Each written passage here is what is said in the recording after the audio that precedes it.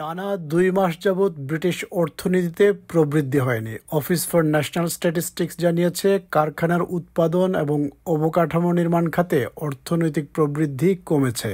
তবে গ্রীষ্ম মৌসুমে বেশ কিছু প্রতিযোগিতামূলক খেলাধুলার আসর অনুষ্ঠিত হওয়ায় সেবা খাতের প্রবৃদ্ধি হয়েছে। ম্যানচেস্টারের এই 7-a-সাইড ফুটবলে অংশ নেওয়া খেলোয়াড়দের মধ্যে দেশের অর্থনীতি নিয়ে মিশ্র প্রতিক্রিয়া দেখা যায়। I wouldn't say the cost of living crisis is over.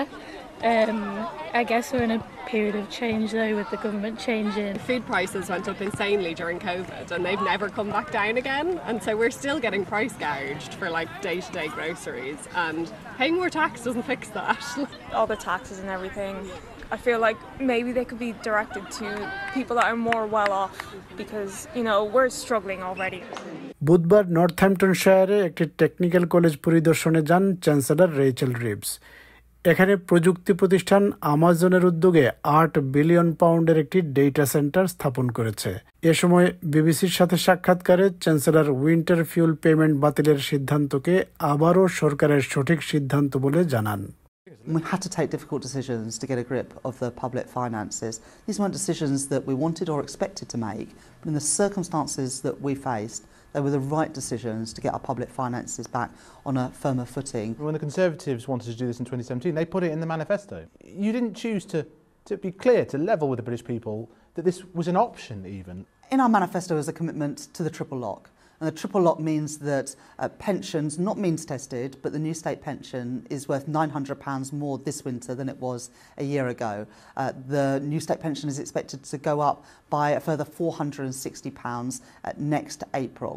I've been really clear that the budget on the 30th of October will require difficult decisions on tax, on spending, and on welfare. Manchester city সেন্টারের ব্যবসায়িক প্রতিষ্ঠানগুলো গত কয়েক বছরের মহামারী, lockdown আর জীবনযাত্রার ব্যয় বৃদ্ধির কারণে কিছুটা ঝিমিয়ে পড়লেও এখন আবারও কেনাকাটা করতে শুরু করেছে সাধারণ মানুষ।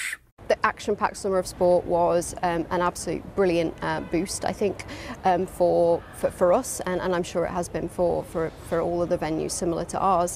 কেন্দ্রীয় ব্যাংক অফ ইংল্যান্ডের নীতি সুদের হার কমে আসছে। এর ফলে ব্যবসা প্রতিষ্ঠান এবং ব্যক্তি পর্যায়ে নতুন নতুন বিনিয়োগ বৃদ্ধি পাবে বলে যে আস্থা সৃষ্টি হয়েছিল, সেটি এই মুহূর্তে নিশ্চিত করে বলা যাচ্ছে না। টানা ২ মাস যাবৎ ব্রিটিশ অর্থনীতিতে প্রবৃদ্ধি হয়নি। অফিস ফর ন্যাশনাল স্ট্যাটিস্টিক্স জানিয়েছে, কারখানার উৎপাদন এবং অবকাঠামো নির্মাণ খাতে অর্থনৈতিক প্রবৃদ্ধি কমেছে।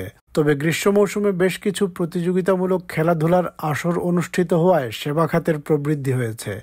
ম্যানচেস্টারের এই 7-a-সাইড ফুটবলে অংশ নেওয়া খেলোয়াড়দের মধ্যে দেশের অর্থনীতি নিয়ে মিশ্র প্রতিক্রিয়া দেখা যায়।